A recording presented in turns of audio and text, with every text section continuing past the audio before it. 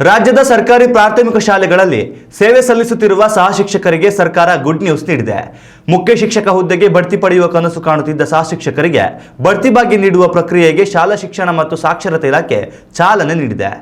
ಇದರಿಂದ ದೀರ್ಘಕಾಲದಿಂದ ಬಡ್ತಿಗೆ ಕಾಯುತ್ತಿದ್ದ ಸಹ ಶಿಕ್ಷಕರಿಗೆ ಬಿಗ್ ರಿಲೀಫ್ ದೊರಕಿದಂತಾಗಿದೆ.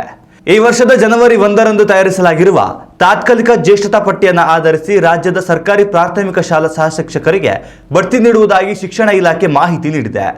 ಮುಖ್ಯ ಶಿಕ್ಷಕರಾಗಿ ಬಡ್ತಿ ಹೊಂದಲು ಇಚ್ಛಿಸುವ ಸಹ ಶಿಕ್ಷಕರು ಕನಿಷ್ಠ 12 ವರ್ಷಗಳ ಕಾಲ ಸೇವೆ ಸಲ್ಲಿಸುವುದು ಕಡ್ಡಾಯವಾಗಿದೆ.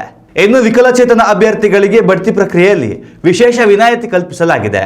ಅಂಗವಿಕಲ ಶಿಕ್ಷಕರಿಗೆ 4% ಮೀಸಲಾತಿ ಕಲ್ಪಿಸಲಾಗಿದ್ದು, ಸಂಬಂಧಪಟ್ಟ ಅಭ್ಯರ್ಥಿಗಳು ಜಿಲ್ಲಾ ವೈದ್ಯಕೀಯ ಮಂಡಳಿಯಿಂದ ಪಡೆದ ಪ್ರಮಾಣ ಪತ್ರ ಅಥವಾ UDID ಕಾರ್ಡ್ ಅನ್ನು ಸಲ್ಲಿಸುವುದು ಕಡ್ಡಾಯವಾಗಿದೆ.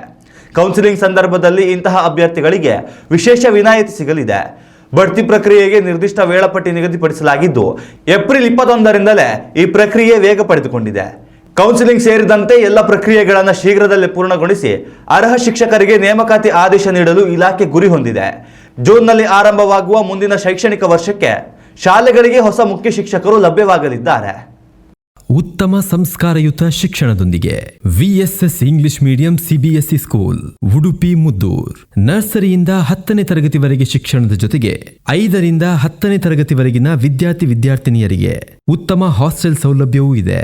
ನಿಮ್ಮ ಮಕ್ಕಳ ಪ್ರವೇಶಾತಿಗಾಗಿ ಈ ಸಂಖ್ಯೆಗೆ ಕರೆ ಮಾಡಿ.